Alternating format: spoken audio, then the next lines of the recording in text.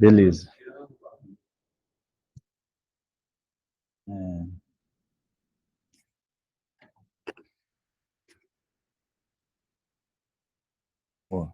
Tá gravando já? Não foi? Essa parte que a pessoa coloca a aula e alguém fala, tá gravando? Cara, a importância dessa aula da síndrome compartimental abdominal, assim, além de ser algo que a gente, enquanto intensivista, tem obrigatoriamente que conhecer e diagnosticar e etc., cara, é uma daquelas patologias que, em teoria, diferenciam um intensivista do cara que dá plantão na UTI, tá? Por esse motivo, ela cai de penca nas provas da ANIB, geralmente. Então, tipo, no meu ano caiu na teórica, na prática de caso clínico e na prática de estação. Então, tipo, os caras adoram isso daqui, né? Tipo, Swan Guns. Eles gostam dessas questões porque o cara que dá plantão, em teoria, não tem, nunca pegou, nunca manuseou, nunca fez, né? Então, eles gostam meio que dessas questões que, em teoria, diferenciam um cara que fez uma formação, ou que estudou, que vive mais tempo de UTI, né? Então, a gente vai falar de síndrome compartimental abdominal. Uma introdução rápida que reforça isso que eu estou falando é o seguinte: ela é uma condição subdiagnosticada, tratável e cujo desfecho pode ser horrível. Então, assim, ela pode levar ao óbito, ela é tratável e ela é subdiagnosticada, né? Em resumo, se você não fizer o diagnóstico, o cara pode morrer, a culpa é sua, porque ela é tratável, né? Em teoria, né? Se vocês forem se aprofundar um pouco no tema, vocês vão ver que existem várias classificações de pressão de hipertensão intraabdominal, ou de síndrome compartimental. Aí tem gente que fala de temporalidade, aguda, subaguda ou crônica, sei lá, tipo assim, o cirrótico é um cara que tem uma pressão abdominal cronicamente elevada, então ele não sente esse efeito, que a gente já sabe que não é verdade. Ou então a gestante, que ela fica ali alguns meses com a pressão abdominal elevada, seria uma subaguda. Tem essas classificações, mas isso não é algo relevante para a prática. É só para vocês saberem que algumas pessoas têm uma pressão intraabdominal elevada e a literatura diz que essas pessoas, em teoria, não fazem uma síndrome compartimental abdominal. Tá? A gente vai diferenciar PIA e síndrome compartimental abdominal, vocês já sabem, né? Mas para dizer isso, às vezes uma determinada PIA pode gerar desfechos diferentes em indivíduos diferentes, tá? Então, assim, eu nem gosto de trazer esses decorebas, mas é conceito, né? Então, assim, existe uma PIA normal, que é de 5 a 7. E a PIA elevada é acima de 12, né? Então, você já vê que tem um limbo aí que não tem nome, entre 7 e 12, tá? Beleza, então, acima de 12 eu tenho uma hipertensão intraabdominal, certo? Só que a compartimental, ela tem que ser acima de 20 com uma disfunção orgânica nova, que a culpa é da pressão intraabdominal, tá? Então, se você tiver esse quadro, aí você deixa de chamar isso de hipertensão intraabdominal para chamar isso de síndrome compartimental abdominal, tá? É conceito, é decoreba, não tem como, tá? Só para vocês saberem, existem graduações, tá? Isso aqui não precisa saber. Existem graduações de hipertensão intraabdominal. E aí seria basicamente aqui, ó, o grau 3 para frente, que se você tiver uma disfunção orgânica, aí você chama de síndrome compartimental abdominal, tá? Existe o Zampieri que chama isso aqui de associações paramilitares da medicina, né, que os caras fazem umas sociedades que você não acredita. Tem uma sociedade da síndrome compartimental abdominal. E por incrível que pareça, ela é atuante, ela escreve quase tudo que existe em síndrome compartimental abdominal. Então, quase sempre que vocês forem pegar tipo, guideline, ou mesmo trabalho pequeno, revisão e tal, vai ter essa sociedade lá, tá? Bom, a epidemiologia ela é muito variável. Por quê? Por exemplo, se eu tenho uma UTI da gastro, onde todo mundo tem uma barriga meio ruim, e eu medir a PIA de todo mundo, eu vou achar uma incidência. Agora, se eu chego, sei lá, numa UTI de pós-op de ortopedia vascular, né, a não ser que seja algo vascular abdominal, se você medir a PIA de todo mundo, você vai achar outra incidência. Depende muito da população que você trabalha, cara, tá? Agora, quando você tem séries de UTI gerais, ela não é tão rara assim, tá? Você botar 12%, vamos botar metade, né, 6%. Cara, cada 100 pacientes você está perdendo 6. Eu tenho certeza que os últimos 100 pacientes vocês não acharam 100 PIA aumentado, entendeu? Então, é uma entidade que a gente pensa pouco e diagnostica pouco. Com a mortalidade elevada, sendo que, em teoria, ela é tratável, né, em teoria.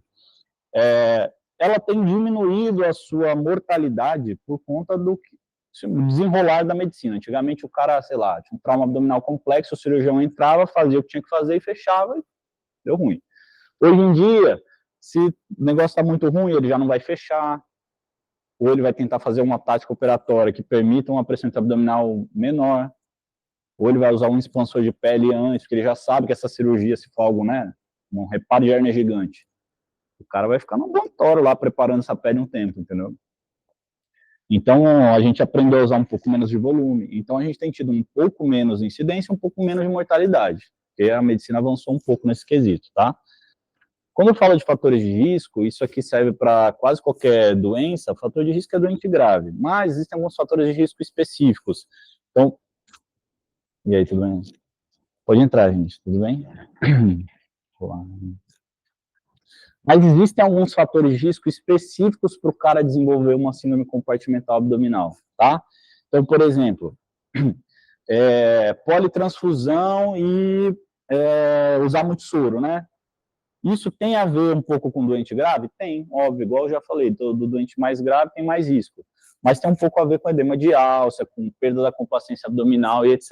também, tá?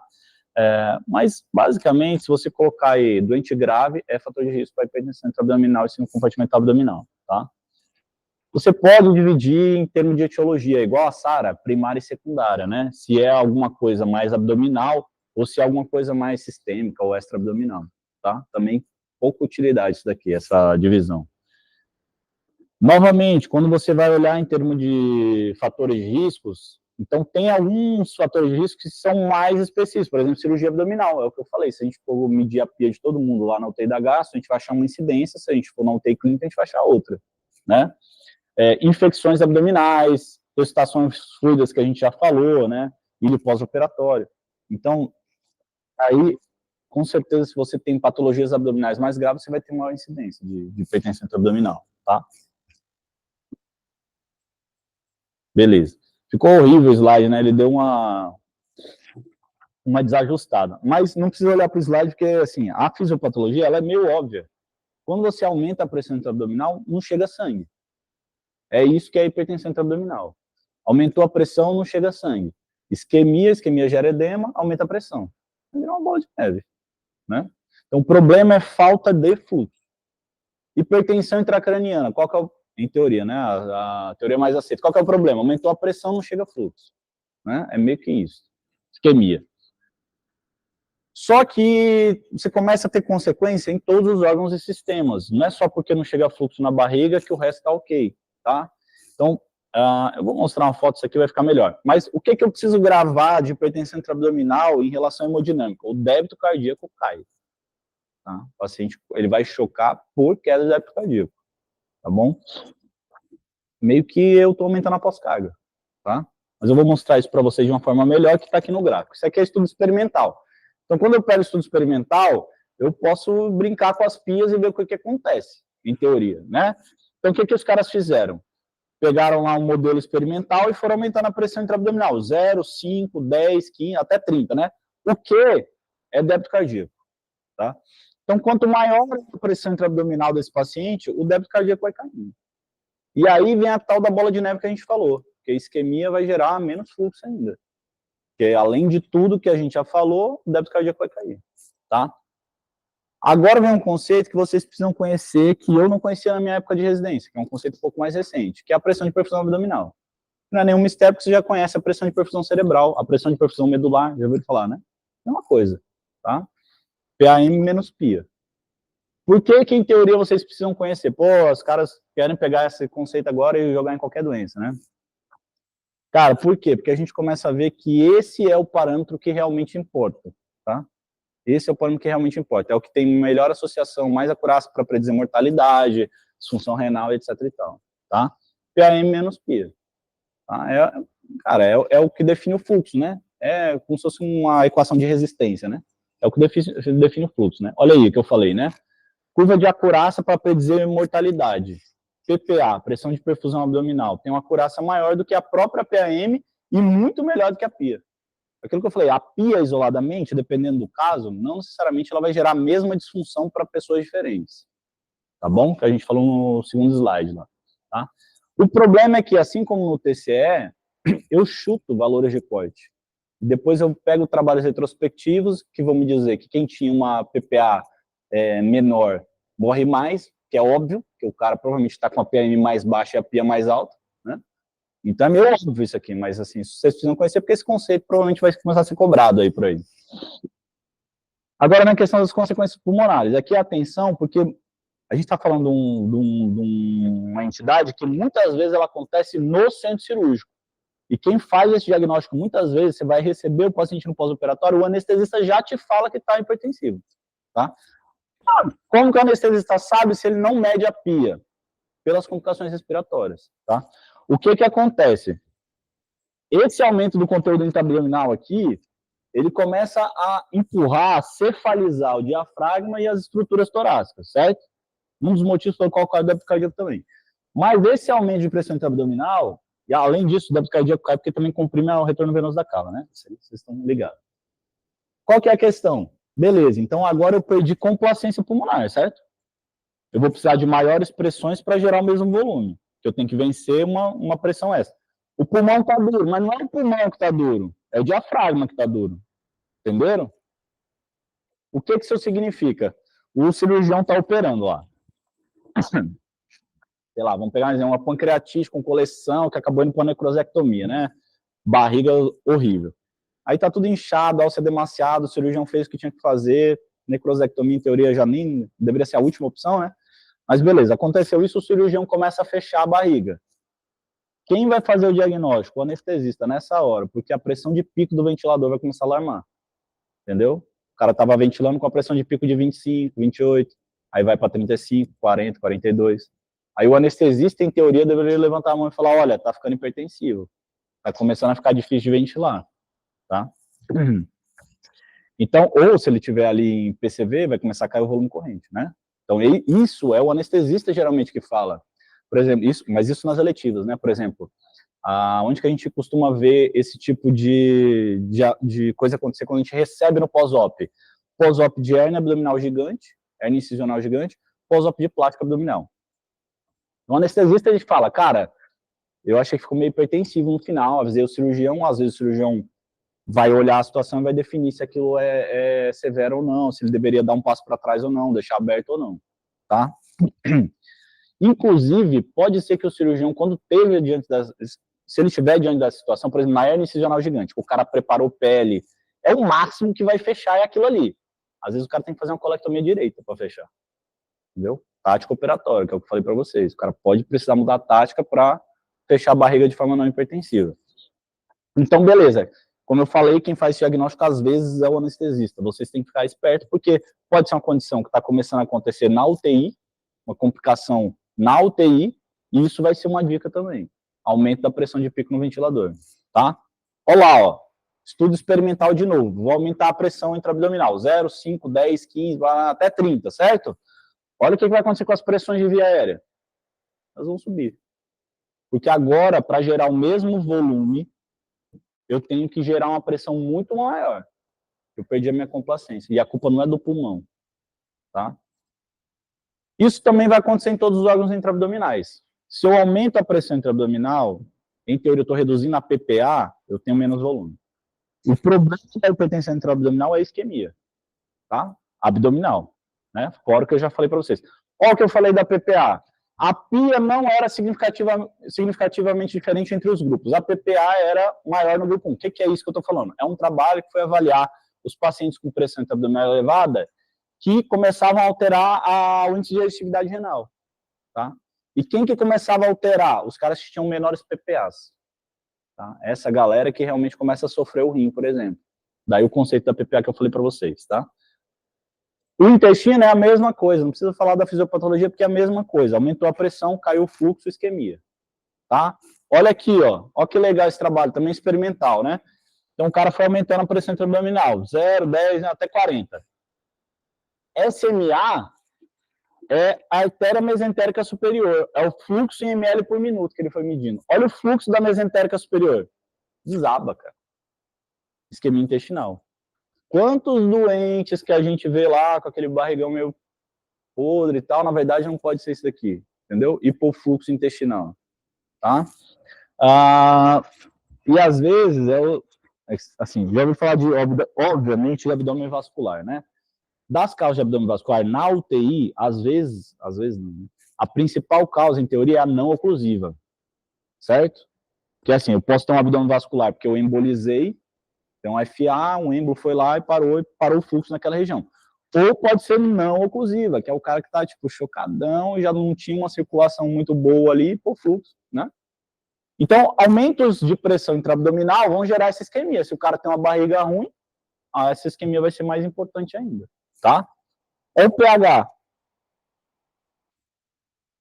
né? Barriga ruim com acidose, preciso pensar em ensino compartimental abdominal também, tá bom? Ó, isso tudo é bem legal também. O que o cara foi fazer? Isso aqui já em humano, né? Então, ele foi pegar pacientes que iam para uma laparoscopia, e aí, antes dele começar a fazer o pneumoperitônio, ele fez um verde de indocianina e viu quanto tempo demorava para o verde atingir a fluorescência máxima.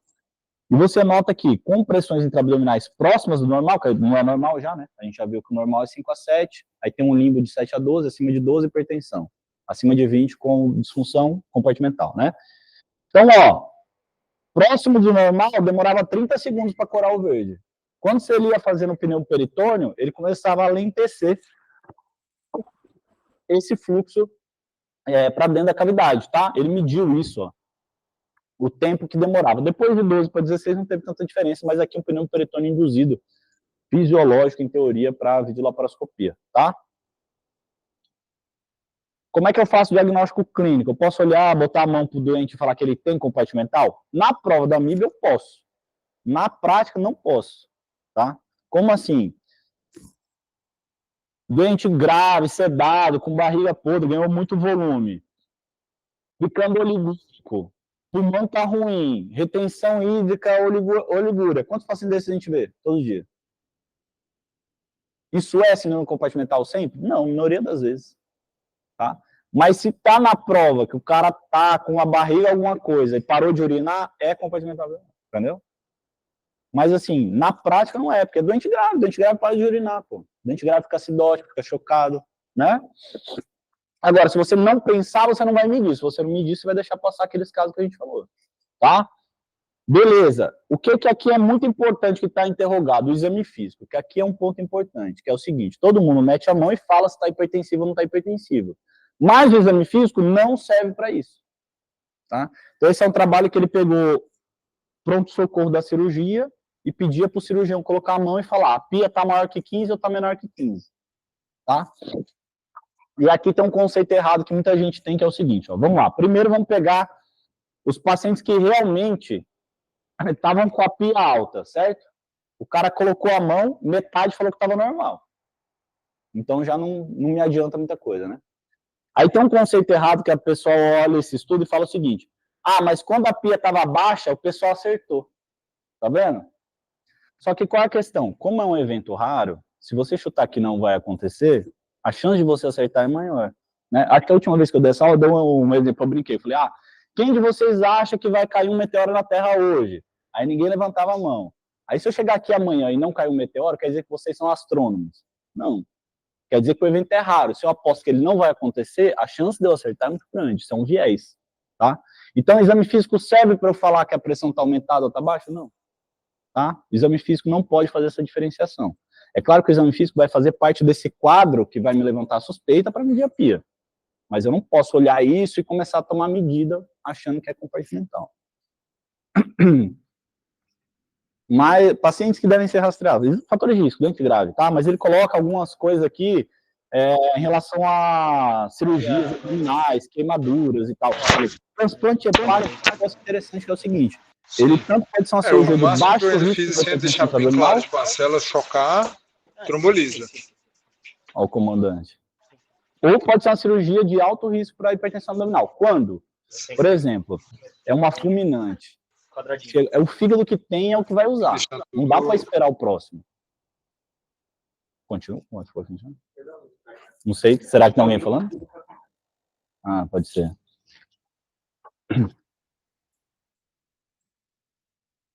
Bom, vou continuar falando. É o seguinte. O cara recebeu um fígado muito grande para ele. É isso? Tá. Então, era uma fulminante, tem que ir o fígado que tem, é o que vai entrar. tá? E o cara recebeu um fígado muito grande para ele. Alto risco de pressão intra-abdominal elevada, certo? O paciente tinha uma ascite refratária, 12 litros de ascite por semana, ele ia no ambulatório tirar. Recebeu um fígado normal. A gente tem esse trabalho lá. Incidência de hipertensão intra-abdominal, 0. O cara tem uma complacência abdominal gigantesca. Entendeu? Então depende do que aconteceu dentro da cirurgia também. Tá? Já falamos, né? Politransfusão, paraná. Agora vem uma parte importante. Lembra o que eu falei para vocês, que o pessoal gosta de cobrar isso em prova, né? Na minha prova de título, que eu falei que caiu em todas as fases, tinha uma estação prática que ele pediu para você aferir a pia. Entendeu? Então, algumas coisas que vocês precisam saber sobre a aferição de pia, tá? Provavelmente estaria lá no gabarito. O cara vai estar ali em decúbito dorsal, alinhadinho, 0. O que você vai usar para medir, né, seja coluna d'água, seja o sisteminha eletrônico lá de monitorização, tem que estar zerado ao nível da linha média, né, eixo flebostático do doente, né. E aí você vai instilar o soro fisiológico na sonda de 3 vias, fechado. Eu vou mostrar a foto, vai ficar mais fácil de entender, mas estou falando os passos, né. É importante saber isso aqui. Tem livro que fala de 20 a 25, mas não pode ser mais que 25. Grava 25, tá? Importante, na hora que você coloca o soro dentro da bexiga, o detrusor, que é o músculo da bexiga, ele vai ter uma reação que é contrair. E aí vai te dar uma pressão mais alta do que ela realmente é. Então você precisa esperar 30 a 60 segundos. Aí você vai ter o valor exato, que é a pressão intra-abdominal do doente, tá? Se você está medindo com coluna de água, tem que converter para milímetro de mercúrio.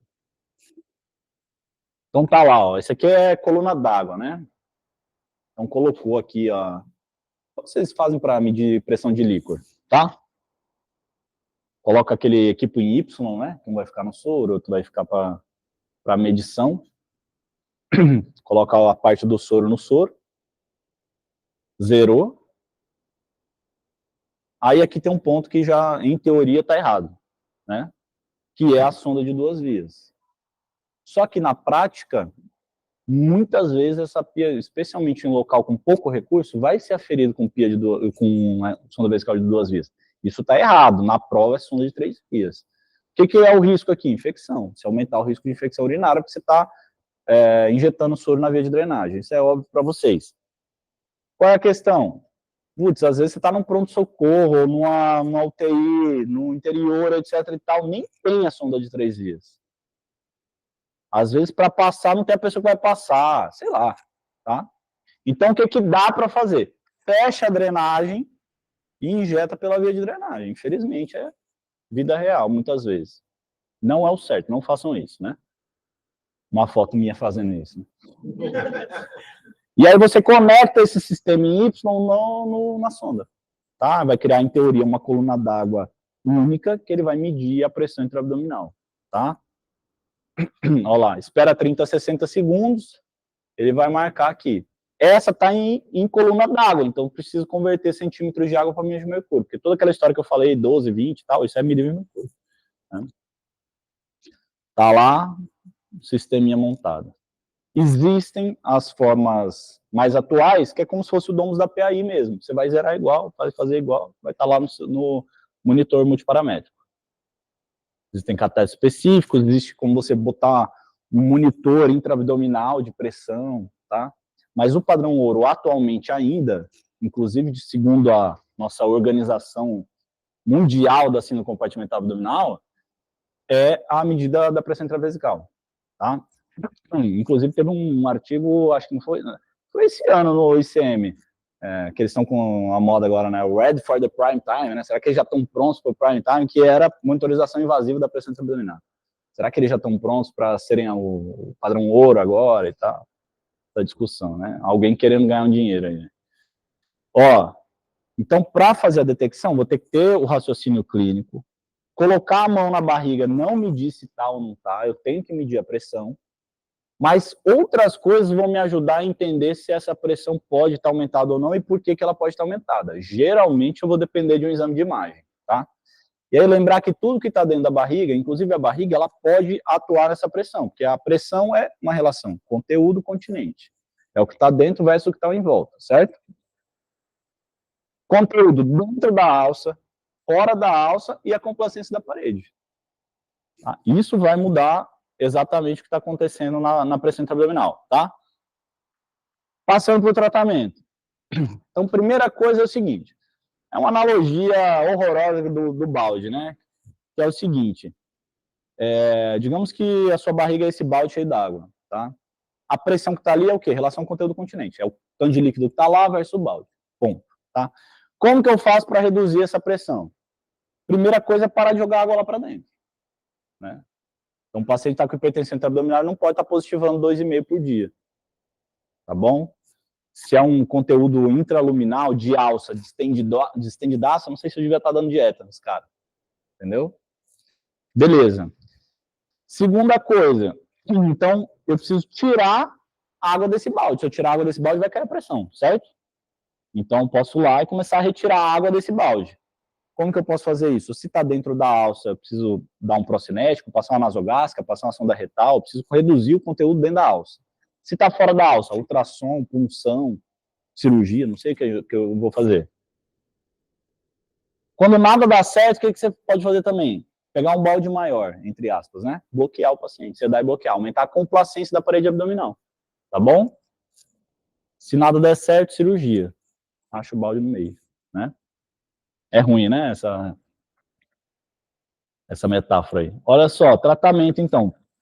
Lembrar que a gente acabou de falar da pressão de perfusão abdominal, que em teoria ela é melhor do que a pia, para dizer que quem vai viver vai morrer, porque é meio óbvio, se o cara tem uma pressão arterial média mais baixa e uma pia mais alta, ele é muito mais grave. E ele vai morrer mais, ele vai fazer mais disfunção renal, certo? Ok, mas se ela é um fator de risco, será que se eu deixar uma PPA mais alta, isso funciona? Não temos esse trabalho, mas vocês vão ver isso sugerido em algumas revisões, tá? Obviamente, a hipotensão não deve ser tolerada, tá? O cara tem uma hipertensão intraabdominal, eu subo a pressão um pouquinho, tá? Eu subo a pressão um pouquinho. O problema é que quando você vai subir a pressão, você tem duas opções, volume ou droga. Volume, se o cara tá congesto, pode te atrapalhar. Droga, pode piorar a isquemia. É difícil, tá? Mas não é o paciente que está com 5 ml de nora, com a PM de 64, 65, que eu vou deixar. Geralmente eu subo, deixo uns 70, 70 e pouco. Da onde isso? Da minha cabeça. A gente tem esses dados que talvez a PPA acima de 60 ajude, mas isso é retrospectivo. Mesma coisa do trauma crânioencefálico. Talvez já tenha sido uma evidência mais nova aí. Beleza. Então, pressão. Aí, isso daqui é importante saber também, que é o seguinte. Tem alguma posição que eu posso colocar o paciente que vai diminuir a pia? Porque faz sentido, né? Se eu deixar o cara sentadão, em teoria eu posso aumentar a pia, etc e tal. Veja só, existe uma posição em que o conteúdo intraabdominal ele ocupa o menor espaço possível. Essa é a posição de Trendelenburgo reverso. E ela aparece em várias revisões de síndrome compartimental abdominal. Qual é o problema? Tá? Não existe um trabalho mostrando que essa posição reduz a pia. Inclusive, acho que na época, já tem uns anos, esse foi o único trabalho que eu encontrei que aferia a pia em diferentes posições. E nem era um trabalho para ver isso. Tá? Mas a pia era igual em todas as posições. Ó. Então, vocês vão encontrar na revisão. Trendelenburgo reverso. Funciona mesmo? Acho que não. Tá? O que funciona mesmo é isso aqui. Bloqueador funciona. Então, se eu estou preocupado com essa hipertensão abdominal, isso é uma síndrome compartimental abdominal, o órgão está sofrendo, sedação e bloqueio, tá? Isso aqui era o seguinte, o cara media a pia, fazia uma ampola de cisatracura, que dura 45 minutos. A pia cai imediatamente, né? Se sustenta basicamente até um pouquinho depois da meia-vida da droga, depois ela volta a subir, tá? Então, eu vou bloquear, mas eu preciso correr atrás preciso resolver. Bloquear só não é, né? O que eu estou fazendo com bloqueio é alargar a cavidade abdominal, deixar ela mais complacente, tá? Que eu falei, procura o que está aumentando a pressão intraabdominal. Então, às vezes está dentro da alça, às vezes está fora da alça, sondas, tubos, drenos, aonde der, tá bom? Olha lá o cirrótico. Lembra que a gente começou falando do cirrótico? Então, assim, não, mas o cirrótico é um aumento crônico da pressão intraabdominal. Ele já é adaptado, ele não sente essa pressão intraabdominal mais elevada. Primeiro, a gente já tem alguns trabalhos mostrando que boa parte das síndromes hepatorrenais, que a gente acha que são hepatorrenais, na verdade, são pressão intraabdominal elevada da CIT, tá? Mas olha só, o cara, isso aqui é o seguinte, o cara vinha de casa para fazer uma paracentese, tá? O cara vinha de casa fazer uma paracentese. Media a pia. Olha a pia desse cara. Isso aqui está em centímetros de água, tá? Desculpa. Mas isso é 22, mais ou menos, milímetros de mercúrio. Se ele tiver uma disfunção orgânica por conta disso daqui, digamos que é uma disfunção renal por isso, que a gente chama de hepatorrenal às vezes sem saber, já é uma compartimental, né? Beleza. Aí eu faço a paracentese, despenca a pressão abdominal, que é óbvio também, né? É óbvio. Olha que interessante, é um desfecho secundário, sem nenhum tipo de ajuste, né? Mas o volume urinário melhorava, a creatinina caía, tá? Aqui talvez seja uma das grandes mudanças da medicina que eu vi aí nessa última década, ou aí nos últimos 10, 15 anos, tá?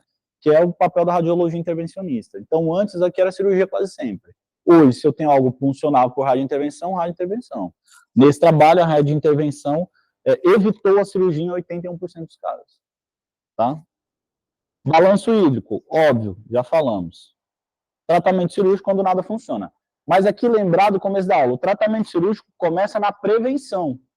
Então, um bom manejo intraoperatório para evitar lesões adicionais, um bom manejo intraoperatório para evitar deixar esse cara muito congesto, um bom manejo intraoperatório para perceber durante a cirurgia que ao fechar a barriga ficou ruim.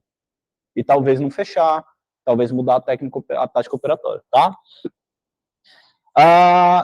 Aí depende da revisão, vocês vão encontrar a revisão que fala que se for refratário acima de 25, ou acima de 25, independente se é refratário ou não, deveria estar operando, alguma coisa nesse sentido, tá? Esses pontos de corte vale a pena saber. Acho que o principal é realmente a evolução da gravidade diante de uma incapacidade de resolver o problema sem cirurgia, isso é óbvio, né? Tá? Mas é um paciente que você precisa tocar com a cirurgia do lado. O pessoal da cirurgia precisa estar avaliando junto, tá? Eles precisam ser convencidos de que precisa operar, ou às vezes eles vão te convencer de que não precisa, tá?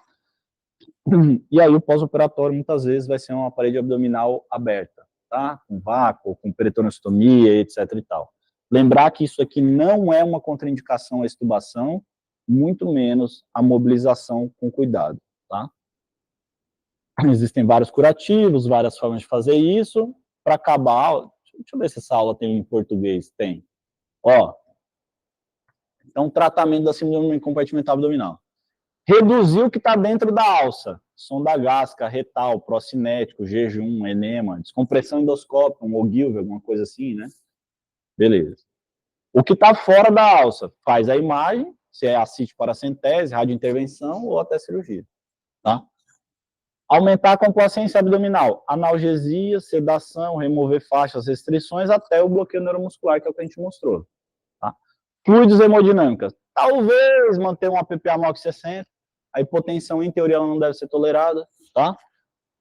Um balanço negativo, porque esse cara não pode positivar ainda mais em cima de tudo isso, né? Para isso, você pode precisar de diurético ou até mesmo de diálise contínua, tá? Diante de refratariedade clínica, ou, aí é o que eu falei, né? Dependendo do lugar que você vai ler, eles botam esse ponto de corte. Acima de 25 não depende mais, tem que operar. E o cirrótico lá que a gente viu, entendeu? Então, a pia para uma pessoa diferente resulta em coisas diferentes, tá? Mas, em teoria, se o cara está refratário com a pia que não pode ser tratada clinicamente, cirurgia. Concluindo, é uma síndrome de alta morbimortalidade. E a gente não faz o diagnóstico de algo que é grave, mas tratável. Então, tem esse quesinho de culpa nossa, assim, sabe? Tipo, é grave, mas é tratável, e a gente não faz o diagnóstico, né? Depende de uma alta suspeição clínica. Se você não conhece, você não vai fazer, tá? Terapia clínica agressiva de primeira linha, principalmente falando de síndrome compartimental abdominal, tá? Por quê? Se ela falhar a cirurgia, aí você não pode ficar aqui 2, 3 dias tentando baixar a pia. É questão de horas, ou baixa ou não baixa a pia, tá? Beleza? Dúvidas? Oi? Pode ir. Acho que é.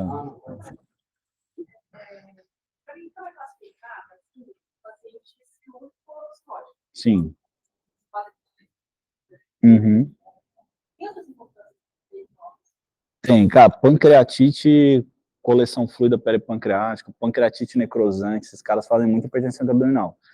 Porque fica tudo meio inflamado ali, esses caras geralmente passam por múltiplas drenagens e redrenagens, e a barriga vai ficando meio complicada ali, mas assim, isso pode fazer síndrome compartimental abdominal tranquilamente. Tanto que tem alguns, por exemplo, existe um RCT de dar ou não dar neostigmina para pancreatite, para ver se isso reduz a PIA, e reduz a PIA.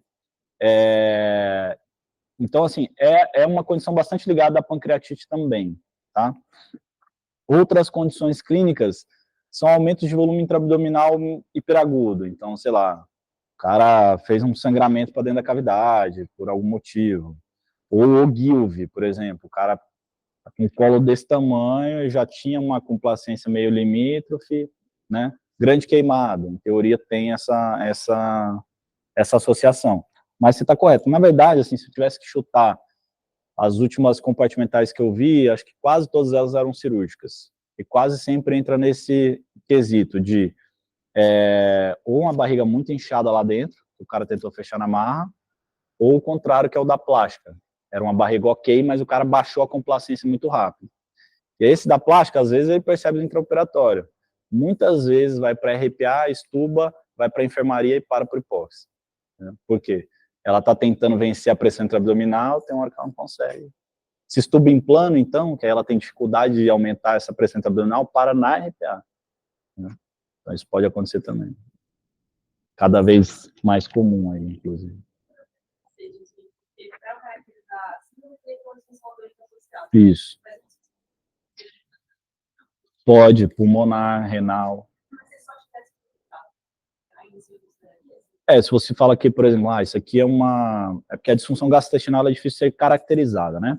Mas você fala, essa disfunção gastrointestinal é por conta da pressão intraabdominal elevada. Em teoria, sim, é disfunção orgânica, tá?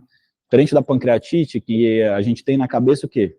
Pancreatite grave é disfunção orgânica maior de 48 horas, né? O critério de 2012 lá de Atlanta. Se você for ler o negócio, não é qualquer disfunção. E nem é pelo SOFA, é pelo Marshall. Ele só considera pulmonar, hemodinâmica e acho que renal, se não me engano. Entendeu? Então, tipo, por exemplo, tem uma disfunção gastrointestinal, para pancreatite não serve. Neurológica, para pancreatite não serve. Entendeu? É isso. Das poucas vezes que eu vi, foram circunstâncias eletivas e alguma coisa que Sim. Na sua experiência, só ter uma piora clínica, alguma disfunção, pode levar para o cirurgião já se convence? Cara, uma coisa eletiva, o cara quis fechar, tem uma circunstância ali de... Tem dois cenários. O cenário é aquele cenário que fechou já limítrofe. Esse é o cenário em que muitas vezes a ideia do cirurgião é deixar o cara mais sedado e bloqueado no começo, porque realmente ocorre um laceamento, tá?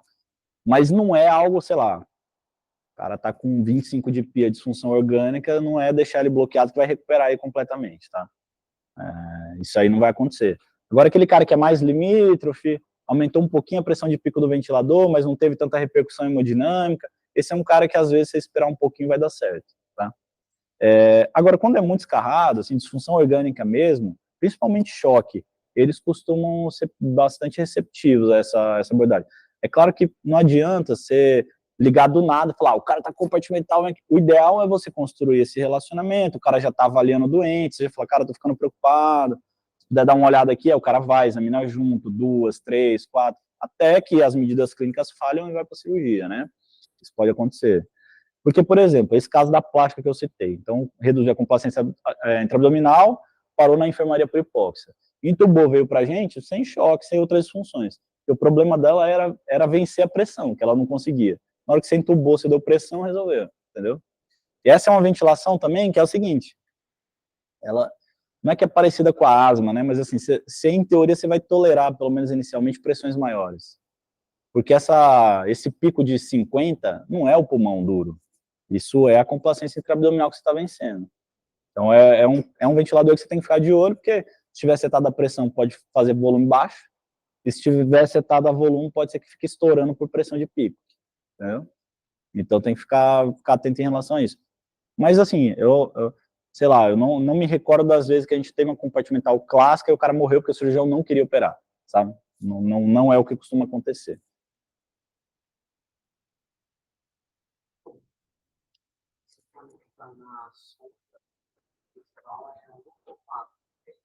Não, é o equipo mesmo. O equipo ele tem aquele aonde você conectaria no catéter. Aquilo lá ele entra naquele, porque aquele orifício da sonda, novamente, né? A sonda de 3 vias, que é a ideal, ela tem um conector bonitinho que você vai injetar e conectar o equipo, tá? Na de 2 vias, você vai conectar no mesmo lugar, ali daquele buraquinho azul, né, que eu mostrei para vocês. Aquilo ali é um botão que, quando você coloca a seringa, você consegue, tipo, conectar uma seringa ali, por exemplo. E o equipo, ele conecta ali também. Então, dá para conectar. Beleza?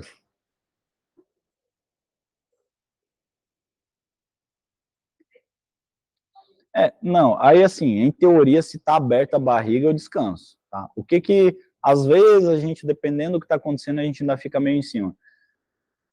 Rola, às vezes, do cirurgião não fechar a aponeurose e fechar só a pele, tá? Também é raro o cara ficar hipertensivo desse jeito, tá? Mas pode acontecer.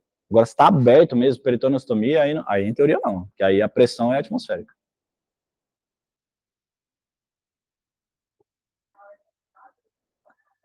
Assim, em teoria porque essa pressão você não está medindo, você está medindo na bexiga que está dentro da barriga. É o que a gente tem, assim, sabe?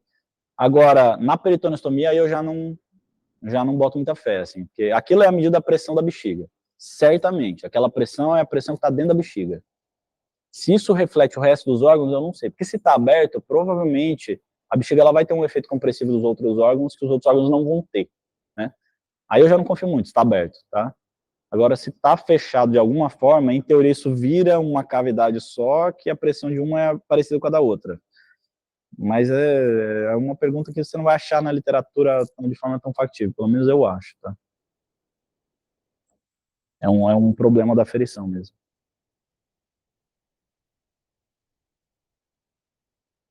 Foi? Valeu, gente. Bom almoço. É isso. Já peguei o meu pendrive, né? Boa. Porque eu nem lembrava mais. Obrigado, viu?